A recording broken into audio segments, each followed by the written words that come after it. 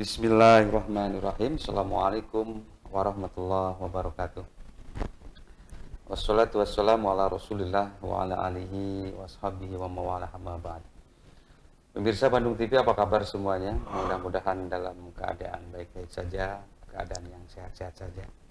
Ya, terlepas di akhir penghujung tahun ini, ya cuaca juga sangat luar biasa, tidak menentu yang lain-lain gitu ya. Kadang terlalu panas, kadang terlalu dengan intensitas hujan yang luar biasa dahsyat gitu ya di wilayah-wilayah tertentu. Tetapi baik itu semua bagi hamba Allah yang beriman tidak menyurutkan sebuah langkah yang bagus untuk semua menuju perbaikan gitu. Karena segala sesuatunya udah Allah takdirkan. Baik, Embun Pagi Islam Memberi Solusi tanggal 13 Desember 2023 hadir kembali tengah-tengah kita. Guru kita semua telah siap sedia, telah hadir di tengah-tengah kita. Sangat cerah sekali, luar biasa pemirsa Bandung TV ini. Alhamdulillah. Mangga silakan. Assalamualaikum warahmatullahi wabarakatuh. Alhamdulillah Pak Agung ya dan pemirsa Bandung TV. Syukur kepada Allah Subhanahu wa taala kita bisa berjumpa kembali. Yang sedang sakit nih, banyak sekali jamaah yang sedang sakit. Masya Allah. Innallaha la yu'adzibu habibah walakin qad yabtalih. Allah tidak akan menyiksa kekasihnya, tapi suka mengujinya.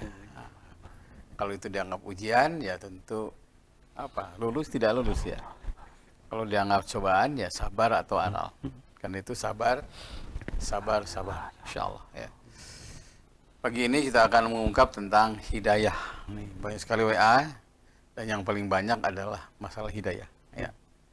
Hidayah itu petunjuk Allah pada orang banyak. Itu hidayah namanya.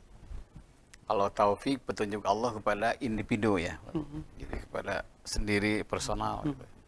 Sering kita dengar wabillahi taufik wal hidayah. Nah, hidayah itu hidayatullah bil kasabi, la bil ilham. Hidayah itu datang dengan perbuatan. Nah, la bil ilham bukan tanpa usaha. Karena itu kalau kita ingin dapat hidayah harus dijemput. Nah, harus dijemput. Dengan apa dijemputnya? Pintu hidayah itu satu, melalui bacaan Quran. Makanya kata Nabi ini, aksiru min tilawatil Quran fi buyutikum. Perbanyak kalian baca Quran di rumah-rumah kalian. Fa innal baita ladzi la yuqra'u fil Qur'anu, sesungguhnya rumah yang tidak ada Al-Qur'an dalamnya yaqil khairu, sedikit kebaikannya. Makna sedikit kebaikannya katanya sedikit hidayahnya. Gitu. Wa yaksiru syarruhu, lebih banyak keburukannya, dan rumah yang tidak ada Al-Qur'an dalamnya yaqil khairu, sedikit kebaikannya. Itu. Kalau kita wayadiku al ahli, penghuninya akan ditimpa berbagai kesusahan. Jadi kalau rumah tidak kena Al-Quran, satu, sedikit kebaikannya. Yang kedua, penghuninya akan diberikan kesusahan dan lebih banyak keburukannya. Nah, salah satu makna sedikit kebaikannya adalah sedikit hidayahnya. Karena itu Nabi SAW di bawah komando Abdullah bin Arqam, itu seorang sahabat yang soleh, yang pertama kali mempelopori pengajian di rumah-rumah. Jadi Masjidil Haram ada, Nabawi ada, tapi sahabat ini sengaja ke rumah-rumah pengajian karena ternyata ada orang yang nggak mau ke masjid, diadakanlah di rumah.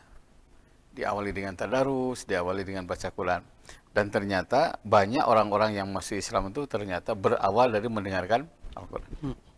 Jadi makin banyak suara Al-Quran di rumah kita, insya Allah makin banyak hidayah mengalir. Jadi boleh jadi kita yang baca, tetangga dapat hidayah. Kita yang baca, anak dapat hidayah. Kita yang baca, boleh jadi yang masuk Islam akan banyak. Banyak dalam sejarah. Sayyidina Umar. Itu kalau lihat sejarah, ternyata masuk Islamnya karena mendengarkan suara Al-Quran. Saya dengar Mike Tyson, sama. Di penjara katanya mendengarkan yang muslim baca Quran, hanya masuk Islam. Cicak Kusmoyo dan masih banyaklah artis-artis yang masuk Islam, salah satunya mendengarkan Al-Quran. Minimal suara azan katanya. Azan aja katanya kan itu lafaz Quran bisa membuka hidayah. Makanya semakin sering kita tadarus Al-Quran, walaupun tidak diniatkan ya, kita baca aja. Tidak diniatkan, ada baca tidak. Baca aja, itu insya Allah hidayah mengalir ya. Makanya bila ada kesulitan, ini kenapa susah banget, udah baca Quran aja di rumah. Doa, kan ada hadis, man qara al-Qur'ana falyas'alil habib.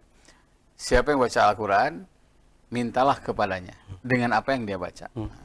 Minta kepada Allah dengan yang dia baca. Itu satu. Saya lihat orang-orang terdahulu itu, Masya Allah ya, ada yang menghatamkan Quran. Katanya mau siapa itu 4 hari sekali ya. Allahu Akbar, ya Allah. 4 hari sekali. Sayyidina Utsman itu semalaman itu.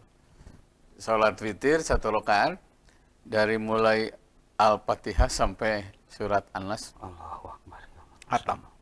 Sampai gagaliongan kata orang Sunda. Karena lama kan berdirinya itu. Nah, katanya lama berdiri membaca Al-Quran ketika sholat, durrol biru hatta yarka, ditaburkan berbagai kebaikan. Seorang turun. Nah, untuk ini bagi pemirsa Bandung TV yang rindu hidayah di Kunaon ya, di komplek ini teh gitu ya. Hidayah sholat tertutup. Ramai kan baca Quran. Mangga sebelum sholat, setelah sholat subuh, pada maghrib silahkan. Karena ternyata hidayah itu akan datang dengan karya atau perbuatan. Satu. Kedua dengan akhlak. Nah, dengan akhlak. Satu saat saya memimpin masuk Islam. Coba Pak saya bilang, ceritakan apa asbabnya gitu loh. Sebabnya apa nih asbabul wurudnya masuk Islam. Satu saat saya sakit katanya di satu rumah sakit. Semua apa dia bilang jutek ya, jutek itu apa ya? Bermuka masam. Tidak ramah lah. Tidak ramah ya. Tidak ramah. Memang saya sudah tua, mungkin sudah nggak ada daya tarik, mungkin saya sudah punten ngompol terus di situ gitu ya. Tapi ada satu perawat, aduh masya Allah itu katanya.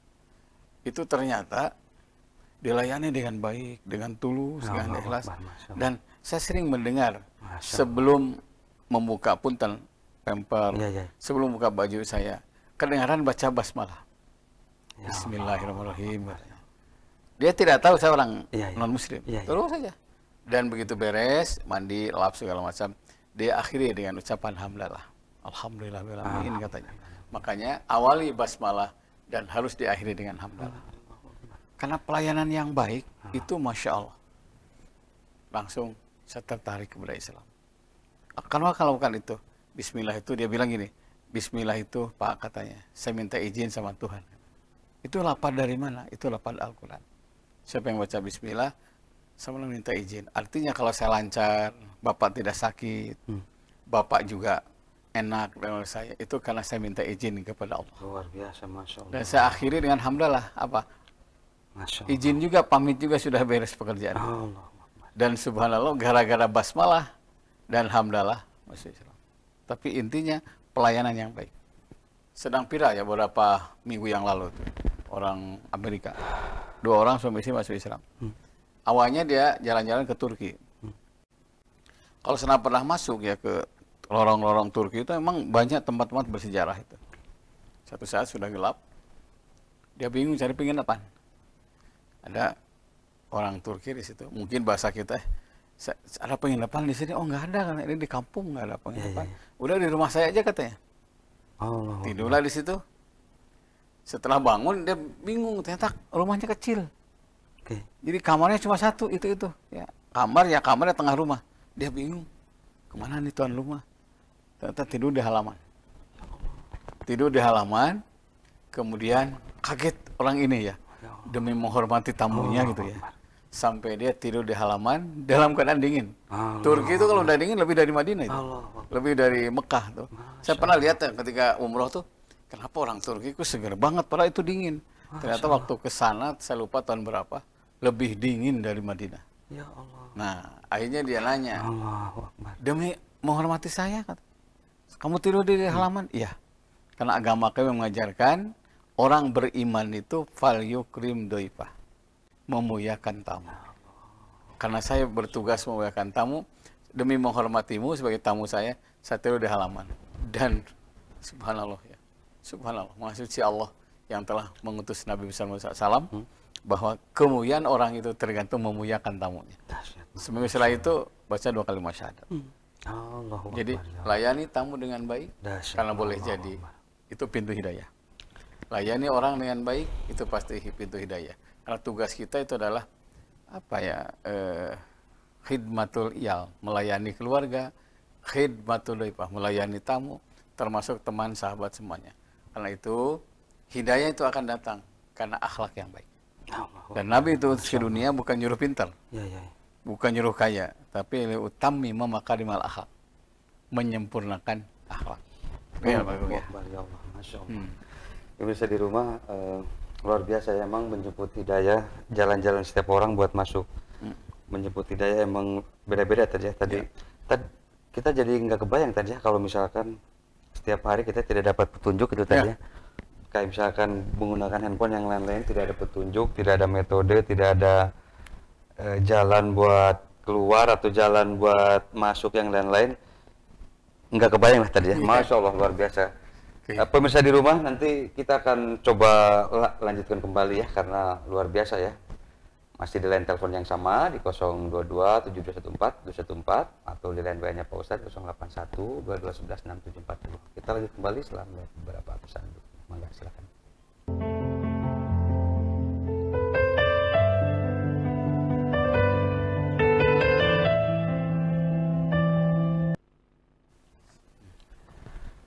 Baik, pemirsa di rumah, luar biasa ya. Kita lanjut kembali di Embun Pagi setelah memberi solusi. Pemirsa di rumah, luar biasa ya. Kan hidayah itu sesuatu yang memang terlihat sulit, tetapi ya tidak ada yang tidak mungkin. Dan kita kadang-kadang terkaget-kaget gitu ya. Kok tiba-tiba orang ini mendapatkan hidayah, padahal banyak juga menurut pendapat umum itu kayaknya tuh, waduh, nggak terlalu lah gitu ya, kayaknya dilihat di mata awam kita tuh. Tetapi kalau Gusti Allah sudah berkehendak, semua pun apa menjadi terjadi ya. Tadi sebelumnya itu tadi kan hidayah ini ada yang sampai orang bilang sampai susah sekali buat membuka pintu-pintu hidayah, terlepas memang ada juga yang bilang kalau memang sudah jalannya begitu mudah. Ada pengalaman tertentu nggak tadi? Kenapa hidayah ini agak sulit buat ditembus kepada?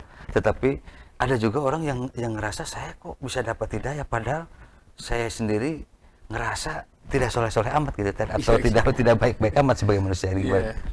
Ada ayat ini, falamma zagu azagallahu qulubahum. Siapa yang berpaling dari kebaikan, maka Allah palingkan hatinya dari hidayah. Allahu Akbar, Masya Allah. Makanya hidayah itu datang kadang-kadang karena senang kepada kebaikan. Senang kebaikan. Senang. Orang itu maunya anak ngaji ngabring gitu ya. Dia belum sholat, tapi senang. Begitu waktu ngaji anaknya, marah dia. Cepet ngaji, peperiheun bapak gitu kan. Awalnya peperiheun gitu ya, peperiheun bapak gitu. Hanya si anak itu awalnya masa dipaksa, takut sama ayah. Terus ayah sholat enggak sholat, main game aja kata. Tapi kalau waktunya ngaji jam 3, setengah 3 udah ngaji. Setelah 1 tahun ngaji, ya ikut apa ya, TK kecil-kecilan lah. Saya lihat kok Jumatan gitu loh, Jumatan. Kita kan ngobrol dengan istrinya nih, teh, si akang mau Jumaah sih, apa tuh Pak Haji? Kan anak tuh belajar doa mau makan ya. Ya begini kata gurunya gini, boleh makan tuh berkah kalau baca doa. Dan yang paling bagus baca doa di rumah itu siapa? Ya pemimpin rumah, ayah atau ibu. Ya anaknya gitu. Papa kata bu guru, katanya kalau ingin berkah, apa yang kita makan jadi sehat, ya obat, ya mengenyangkan, harus berdoa dan bapak yang mimpin. Jadi waktu itu nggak jawab ayahnya kan, dia nggak hafal kan, nggak pernah sholat kok. Masya Allah. Kalau sayang sama teteh, perempuan kan, anak paling besar teteh, setiap makan di rumah, ayah yang mimpin doa, kata. Belajar terus. Diam-diam belajar. Dan dia terjemahkan arti itu. Allahumma barik lana. Ya Allah.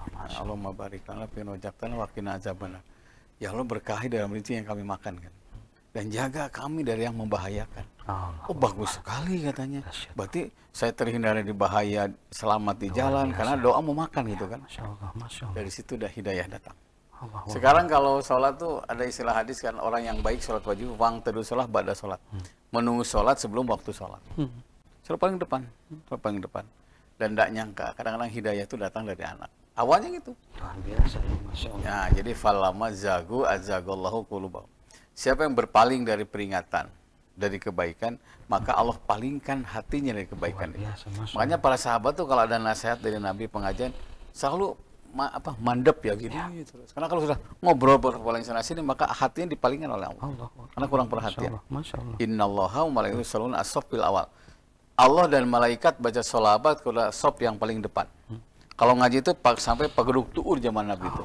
Karena khawatir Allah palingkan hatinya. Karena semakin tidak konsen, maka semakin tidak konsen Allah perhatian kepada kita.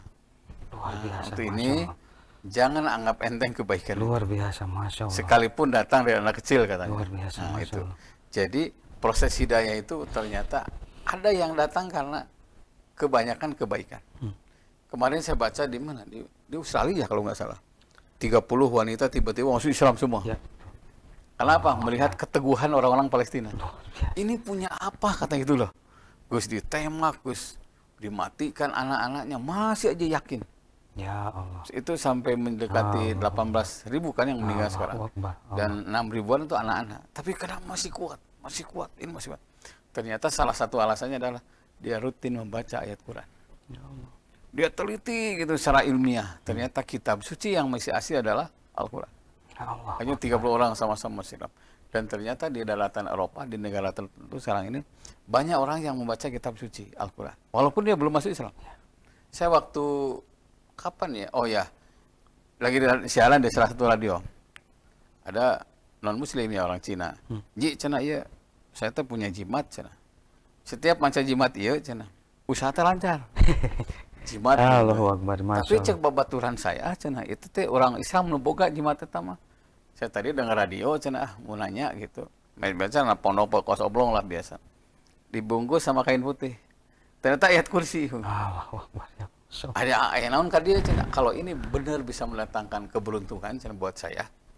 Saya ingin terima kasih ngirim kubah masjid, saya kirimkan ke Garut. Jadi ternyata Quran itu hudal linnas, pedoman hidup untuk seluruh manusia, bukan hanya orang Islam. Makanya konsepnya di Islam ada, tapi kadang-kadang agama lain yang melaksanakan, kayak kerja keras, kayak kebersihan. Saya kemarin ke pesantren Nurul Iman ya, di Pak Ajengan Khairuddin Ali. Baru-baru ini pesantren itu dapat penghargaan pesantren salafi termodern, ya, gitu ya. Karena ternyata bersih itu, bersih dan tidak ada yang merokok, Pak. Punten kan, sebagian teman-teman NU itu kan ngerokoknya kuat gitu ya. Kang kunaon nu ngarokok, akang getara cenah. Alhamdulillah guru teh ngariringan bersih itu. Ini benar dari Pak Gubernur dapat penghargaannya itu. Ini luar biasa itu ya. Nah, terus kenapa? Wah, hadisnya banyak lah. Bunyadin anazopa.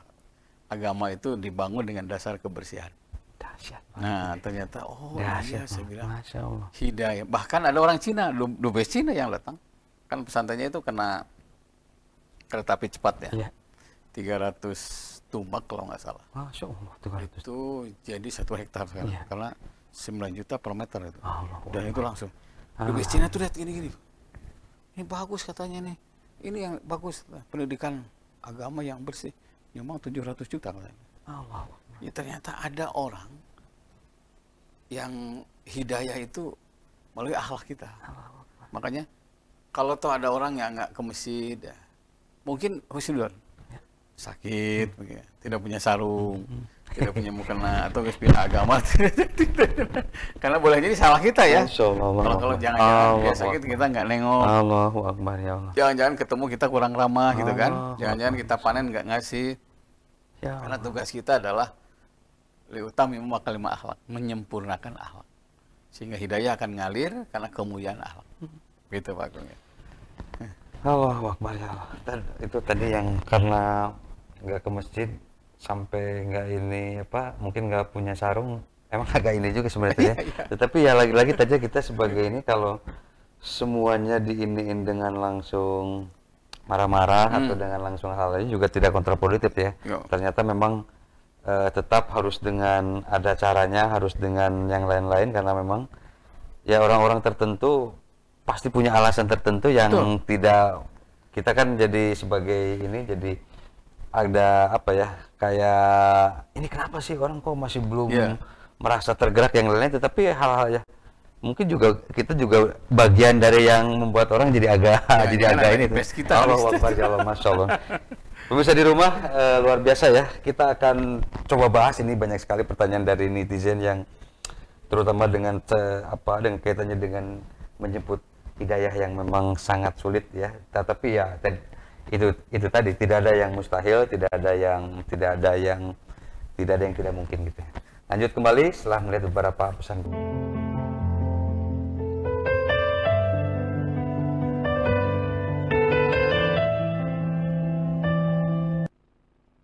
Baik pemirsa di rumah, luar biasa ya. Kita akan coba mulai bahas satu persatu tentang hidayah ini. Banyak sekali pemirsa di rumah yang nge-WA kita.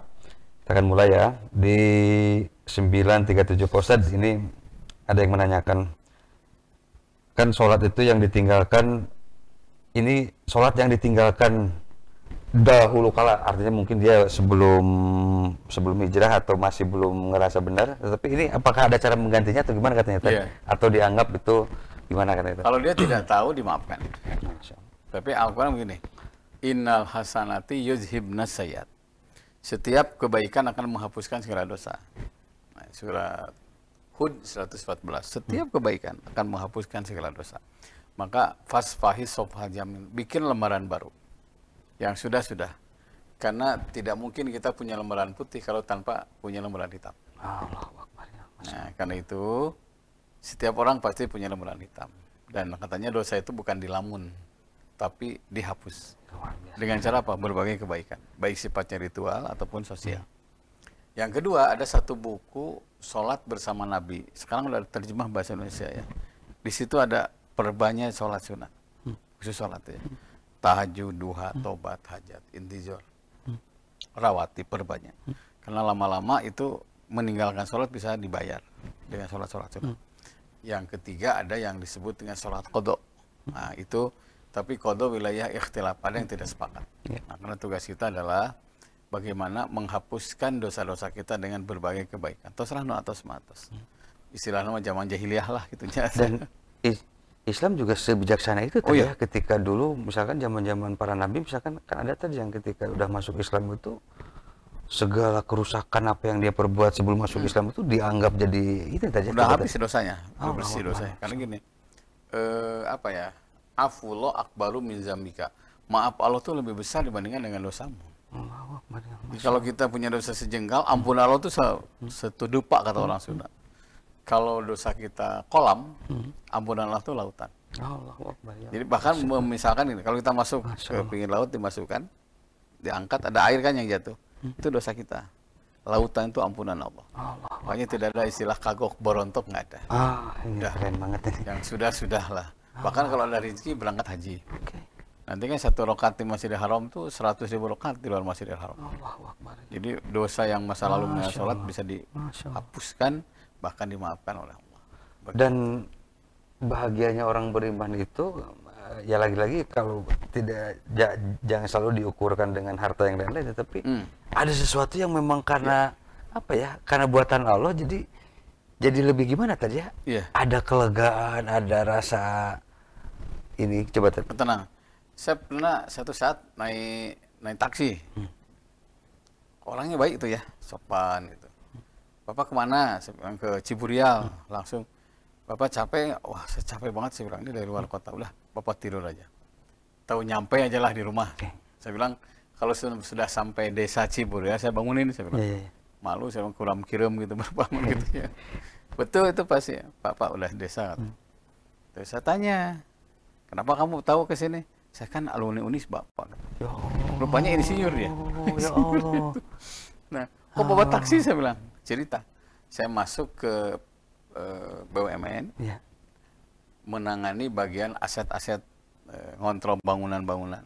Ada bangunan, konstruksinya nggak bagus, arsiteknya nggak bagus, konstruksinya apa? Di-markup gitu. Besi berubah, semua berubah. Ya, saya jelas harus melaporkan ke atasan saya. Tiba-tiba saya diancam. Kalau kamu melaporkan, kemungkinan dipindahkan ke tempat jauh, resmen dipecat. Satu kali, dua kali, pas kedua kalinya sama. Jadi uang yang besar itu tidak tenang buat saya. Sering sholat terlambat katanya. Kadang-kadang kalau udah ngalembur, Jumatan pun pernah tidak dikerjakan. Bahkan pernah satu saat katanya, saya malu sholat tuh. Mau sholat malu sholat. Karena lingkungan sudah tidak sholat. Saya mau sholat tuh malu katanya. Hanya saya keluar. Saya keluar, lebih baik bawa mobil sendiri, cari penumpang, itu lebih menenteramkan. Kenapa? Saya bisa sholat. Saya bisa baca Quran, saya pulang bebas, tidak diikat dengan satu ikatan, dan ternyata tidak enak di bawah telunjuk orang. Makanya afdalul kasab amrul rajuli biyadi. Sebaik-baik hasil orang dengan keringat sendiri. Makanya kerja dalam Islam kata dia latihan mandiri. Luar biasa. Kalau sudah dapat ilmu ya keluar. Karena satu saat kita akan pensiun juga katanya. Lebih baik kita keluar sebelum dipensiunkan. Meskipun jalannya awal tadi bagi anggapan sebagian orang kan jadi ini kok jadi gini jadi gitu, tapi resikonya apalagi dia dengan ini tadi apa? Kalau ini tuh dengan punya strategis lah ya, posisi dia yang lain-lain. Tetapi ya itu tadi ya. Istri minta cerai, Ya Allah. mantan mertua membenci sana. Tapi anak-anak saya katanya the best, Pak. Anak-anak saya salut sama saya. Allah. Karena demi menghindari makanan yang haram kata. Bapak lebih baik makanan yang halal walaupun sedikit. Luar biasa. Sekarang wah, luar biasa. Bisa sampai dari mulai deadlock dari pindah ke itu aja itu kan juga Perjuangan luar biasa. luar biasa tadi ya, Masya Allah. Belum nanti meneruskannya tadi ya. Allahu Akbar. Lanjut lagi ya. Pemirsa di rumah ini ada lagi di apa 258 Pak Ustadz, ini saya selalu menangis dalam sholat, ini gimana hukumnya? Saya juga takut mengganggu orang lain kan, karena lumayan agak apa ya, mungkin ada perasaan yang ya ini juga memang tidak mudah ya. Coba tadi gimana tuh? Jadi gini, kelembutan hati seorang itu, lembut hatinya, bersih, bening hatinya, salah satunya bila dibacakan, bila sedang ibadah, bila sedang berdoa, taro a'yunahum tafidu minadami. Kamu lihat air mata mereka keluar karena terharu. Dan sahabat yang saleh, Sayyidina Abu Bakar As-Siddiq, beliau sampai dapat gelar rojulun asipun, laki-laki yang gampang menangis. Ya, kalau sholat itu jadi imam. Kalau aku tidak ada, Abu Bakar jadi imam. Kata Siti Aisyah, bapakku kalau sholat jadi nangis, teruskan jadi imam, teruskan jadi imam. Berarti dalam kondisi tertentu boleh menangis. Satu, ketika sholat. Kedua, berdoa. Ketiga, ta'ajub. Ta'ajub itu apa ya? Terharu karena kebaikan orang. Kalau kita lihat tiba-tiba ya ada anak kecil, dia mendampingi ibunya dan usia gitu belum layak dia masak nasi gitu kan, belum layak menurut ukuran kita, masih anak-anak, mijit ibunya, kemudian mandiin ibunya, tiba-tiba air mata kita keluar, itu dibenarkan, itu air mata kemanusiaan. Makanya kalau engkau tidak bisa menolong orang lain, seperti orang itu, nangislah. Kenapa saya nggak bisa seperti dia? Karena tangisan itu ternyata air mata itu bisa mempengaruhi Allah. Allahu Akbar. Ya. Jadi teruskan aja, nggak ada masalah. Tapi jangan isrof, berlebihan. Sampai ganggu teman, sampai ganggu sekitar. Kalau hanya ngingak kata orang Sunda, ngembeng, nggak ada masalah. Saya kapan ya waktu itu ya, satu saat saya subuh kan nggak bisa karena masih duduk. Udah yang imam di sini aja. Bagus banget tuh bacaannya. Sampai saya nggak terasa air mata keluar. Dan air mata itu air mata keteguhan hati, insya Allah. Gitu ya. Kalau di orang Jawa bilang tuh berembes mili kan itu jadi agak kayak berlinang, hal yang ya bukan berarti menunjukkan kelemahan laki-laki tadi ya, karena kadang-kadang juga di satu sisi ya laki-laki ada hal-hal yang memang bisa tersentuh, itu bisa luar biasa tuh. Karena kan laki-laki itu termasuk yang selalu diidentikan harus buat yang lain, tapi ketika nangis kan gimana tuh. Ya, jadi apa ya, keterharuan itu bukan hanya milik wanita. Luar biasa, Mas. Dalam Quran sampai gini, sahabat tanya, fa'ilam tabku ya Rasulullah, saya nggak bisa nangis ya Rasulullah. Fatabaku, sok pura-pura cerik. Gitu. Bahkan katanya tadi ya, nangisnya laki-laki itu bisa lebih benar dengan nangisnya perempuan ternyata ya, karena nangis perempuan masih agak bisa di modifikasi atau dramatisir yang lain-lain katanya tadi. Laki-laki mah asli lah. Masya Allah, luar biasa, Mas. Nah, baik, lanjut kembali ya pemirsa di rumah, lagi nih di 268. Pak Ustadz, ini saya tuh datang terlambat sholat, apakah qoblahnya tuh wajib dikerjakan nggak setelah wajib katanya? Jadi dia tuh pengennya tuh ya terstruktur aja katanya, dia memang qoblah dulu yang lain-lain gitu ya.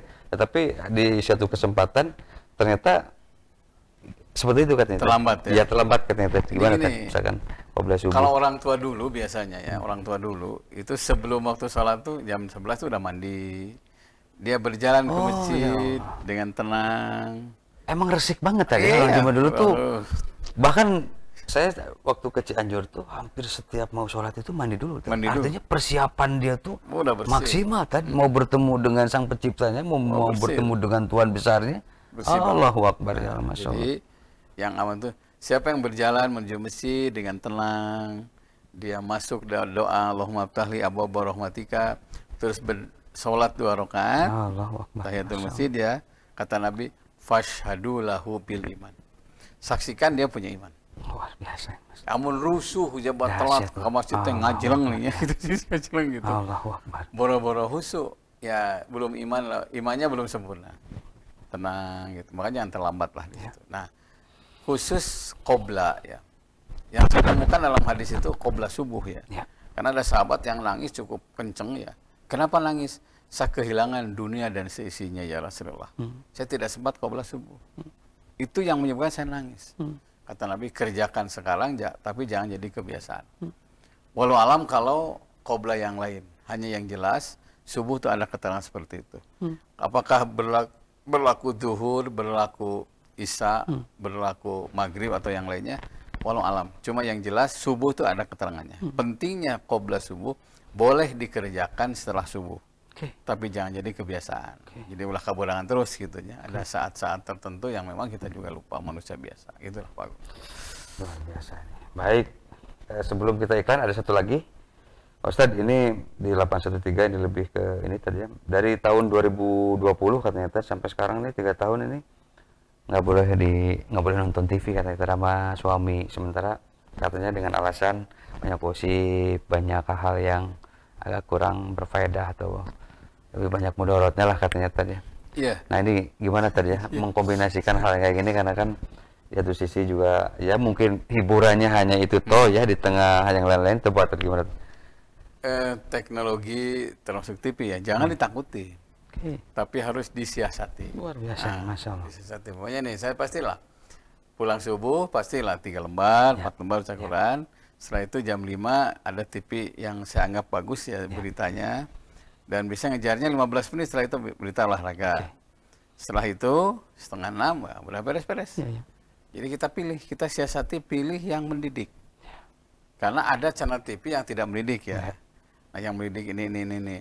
Sampai isi saya udah tahu tuh kalau udah, ini nih mah TV ini TV ini. Olahraganya ini, udah. Jadi tidak identik harus total berhenti, enggak. Al-asriyah, ya. Mengatur waktu nih, kapan acara yang bagus. Kapan acara anak yang didampingi oleh orang tua.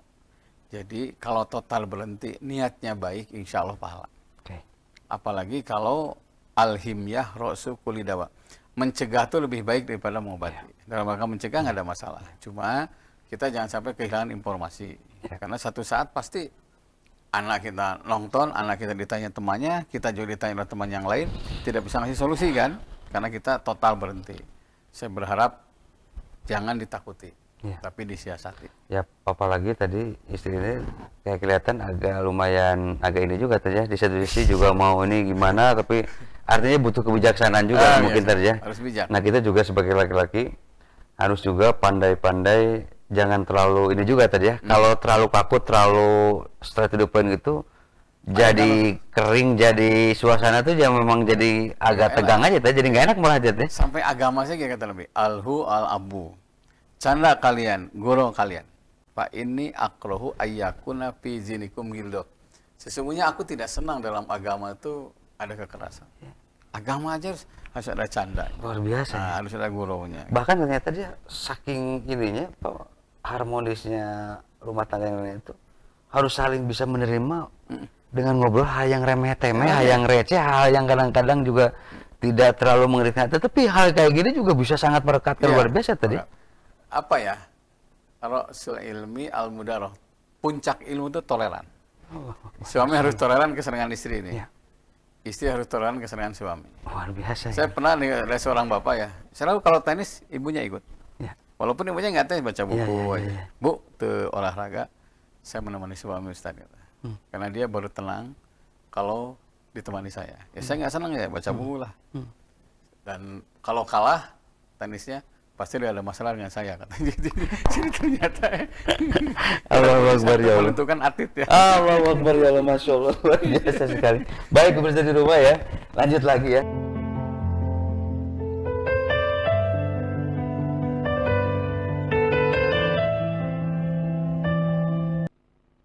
Baik, pemirsa di rumah, satu segmen ke depan kita akan coba bahas. Masih ada kira-kira kurang lebih 13 menitan kita ke depan. Kita mulai lagi.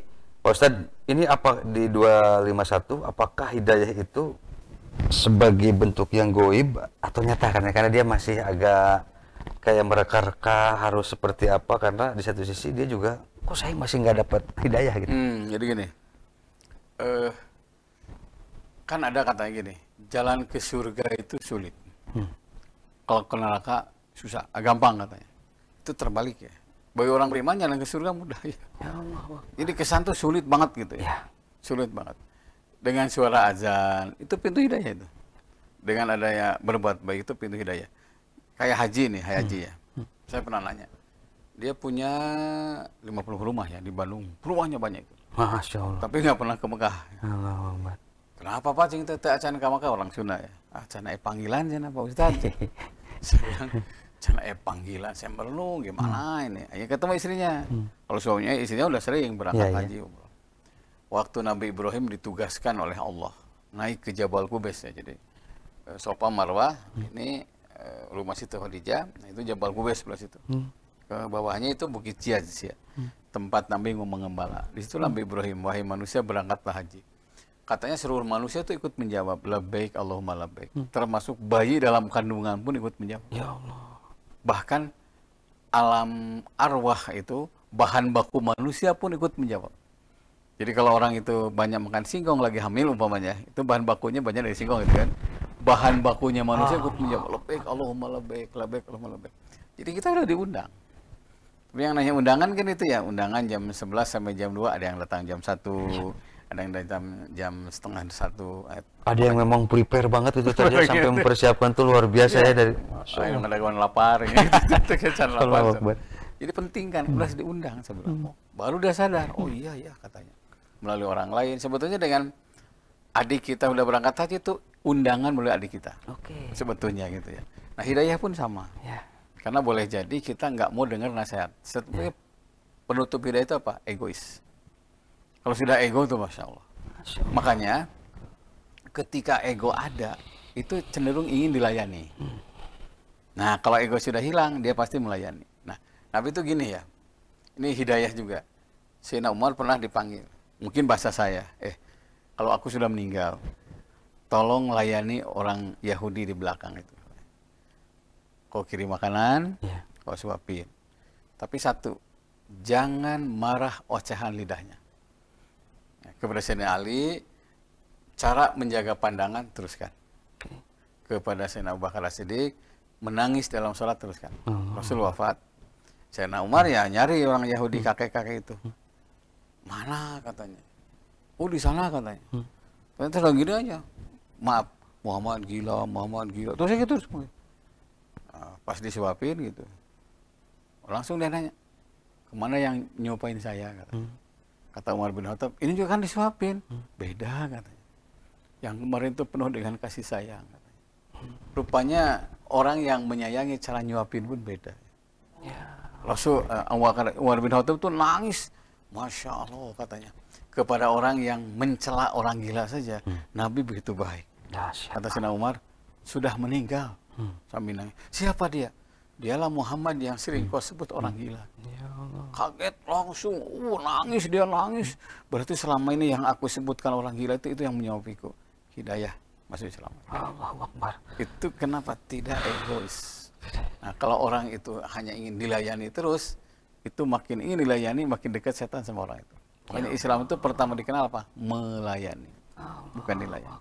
Ya sekali-kali ya melayani, kali-kali nyamper, kali-kali traktir, kali-kali denger ya, orang tuh jangan hanya ingin didengar terus gitu kan ya. Allahu Akbar, luar biasa nih. Sekali-kali nyamper juga itu hal-hal yang memang kayak atau mengunjungi yang lebih mudah, bahkan mengunjungi yang memang yang yang sudah puluhan tahun, yang bahkan yang nyaris ada sempat terputus silaturahmi yang lain, itu juga bagian dari mengecilkan ego ya tadi. Iya, bahkan Nabi sering apa? Mendatangi orang yang pernah menyakiti untuk memberikan maaf. Oh, ini luar biasa ya. Dahsyat banget ya Allah. Nabi. Dia yang menyakiti, yang malah kita yang harus mendatangi. Dahsyat banget. Baik, pemirsa di rumah, masih ada kira-kira 3 lagi ini. Pak Ustadz, di 269 sudah 2 tahun suami sakit. Yang kerja ini saya sebagai istri, saya mohon keutamaan nih.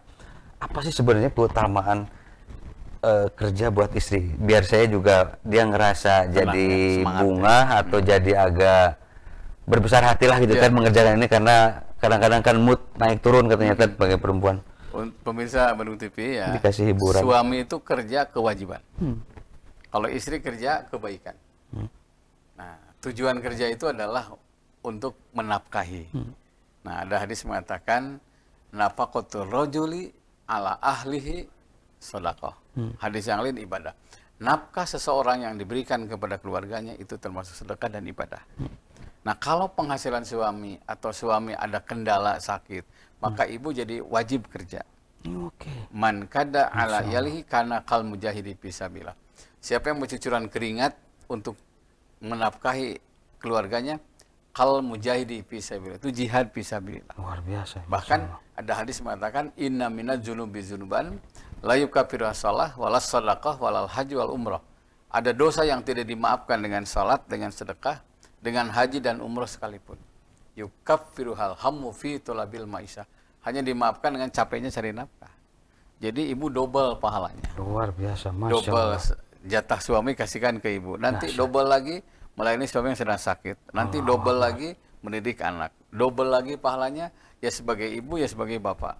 Jangan lupa surga terbuka untuk ibu. Luar biasa, Masya Iya, Allah. gitu. Ya memang ini lagi-lagi tidak mudah, tetapi ketika dikerjakan ya dahsyat tadi ya. Ada hadiah yang sangat besar bagi Ibu-ibu yang bagi kerja itu. ibu-ibu itu. Makanya Gusti Allah.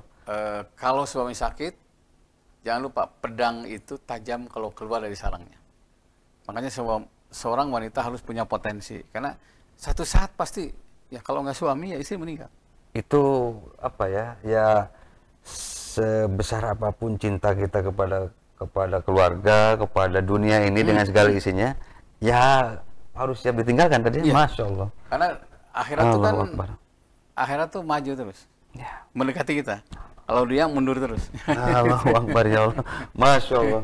Ya apa ya? Memang harus mulai menerima kenyataan dalam tanda ini, karena memang segala sesuatunya memang bakal ditinggalkan kita ya, bakal semuanya bakal menjadi nafsi-nafsi katanya tadi ya. Masya Allah. Allahu Akbar ya Allah. Saya seharian di rumah ya. Nah, ulang ngewetos dua teh. Wah, hiji waktu mah sorangan bener ya. Allahu Akbar ya Allah. Masya Allah. Ditinggalkan setengah hari aja kita udah kelapakan ya. Akbar ya Allah. Aduh, Masya Allah. satu saat sendiri. Masya Allah. Ya, itu latihan berpisah lah. Luar biasa, ini keren banget nih. Karena ya itu tadi ya, kalau bagi orang-orang yang terbiasa sibuk, yang terbiasa wah dari muda, dari yang lain-lain, ketika mendapatkan satu saat sendiri, ada momen yang memang tidak ada anak, tidak ada istri yang entah kemana, tetapi ya ada sesuatu yang jadi agak ini tadi ya, luar biasa. Ternyata kita pada suatu saat bakal sendiri, bakal duduk sendiri, dan bakal semua pada nafsi-nafsi lah itu. Baik, satu lagi tadi ini sebelum kita tutup tadi di terakhir, Pak Ustadz ini ingin tolong agak bahas sedikit ternyata ini di 534. Ini yang tentang kejadian up to date yang juara MTQ di Al Azhar itu tadi katanya tidak ada penyambutan, ini gimana katanya tadi ya, karena sangat disayangkan. Apakah itu memang seperti itu atau memang ada hal di luar lain atau gimana tadi? Iya, saya juga dapat ya itu Elin kalau nggak salah ya, Elin itu yang dapat juara MTQ di Aljazair. Iya. Tapi pulangnya sendirian. Begini ya, Nabi mengatakan begini, tundukkan kepalamu kepada orang yang halus baca Quran. Allah Itu menghormati. Masya Allah. Tundukkan kepalamu kepada orang yang hafal Quran. Allah. Hargai orang yang bisa baca Quran. Saya masih ingat dulu itu ya, ketika khatam pertama di rumah tuh ada ayam, bakakak ya. Iya baru dah kadariyo cina, si Asep cina, bangnya Asep sama saya itu ya. Khatam Quran cina. Wah seneng banget itu. Sehingga kalau ingin ayam pasti syaratnya khatam Quran. Dan di Pakistan itu Masya Allah ada istilah nyawer ya. Kalau kita mau biduan di sahabatnya. Di Pakistan, kalau ada yang ngaji tuh uang tuh banyak itu. Menghargai banget. Menghargai banget. Bahkan mengutamakan tuh melebihi dari Masya Allah. Karena orang yang hafal Quran, orang yang bisa Masya baca itu sama dengan Quran yang berjalan. Masya Allah. Dan itu hum ahlullah, mereka keluarga Allah. Kalau keluarga Allah saja tidak dihargai, itu gambaran negara apa ini? Gitu aja. Masa juara dunia tinju aja dulu diagung-agungkan. Juara sepak bola walaupun can juara anggar diagung-agungkan. Tapi kenapa yang MTQ tingkat internasional tidak dihargai? Ini dipertanyakan. Kemana Menteri Agama gitu kan? Kemana pemerintah? Padahal harusnya dihargai. Bahkan sebaiknya, nah ini juga harus dicek ya, apa koordinasi yang kurang, apa miskomunikasi dan sebagainya. Kita juga mesti berhusnudzon juga, berbaik sangka. Tapi di sisi lain, kalau pulang sih masa nggak kabar ya? Nah, makanya mari kita hargai orang-orang yang mengajarkan Al-Quran, yang belajar Quran, yang pasti baca Quran. Nanti kita akan tanya ke teman-teman di depan ya, karena ini juga perlu dijelaskan dengan baik ya, sehingga tidak sudah di antara kita. Karena juga ya memang di tengah situasi sedang kondisi pilpres yang lain-lain juga mungkin orang pada sibuknya udah boro-boro yang kayak gitu kan ya tadi ya. Sedang pegawai negeri malah netranya kalau no aya kalau jawa tuh sekjen atau luar biasa ini. Ngaji itu bisa tuh mana itu gitunya karena ya itu tadi ya, kalau orang terus-terusan membaca Quran terus apalagi sampai sedikit demi sedikit mengamalkan, ya jadi ada pembelaannya memang nyata tadi ya, karena memang berasa banget. Kita bisa tidak terbayang saja kalau kita tidak punya petunjuk tadi ya, tidak punya petunjuk, tidak punya pedoman, tidak punya tuntunan.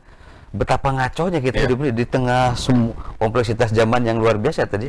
Masya Allah. Nah, karena itu mari kita menghargai guru-guru ngaji, kita hargai. Karena satu saat katanya gini, selama kedengaran suara Al-Quran dekat makom, maka sisa kubur tidak ada. Ya Allah.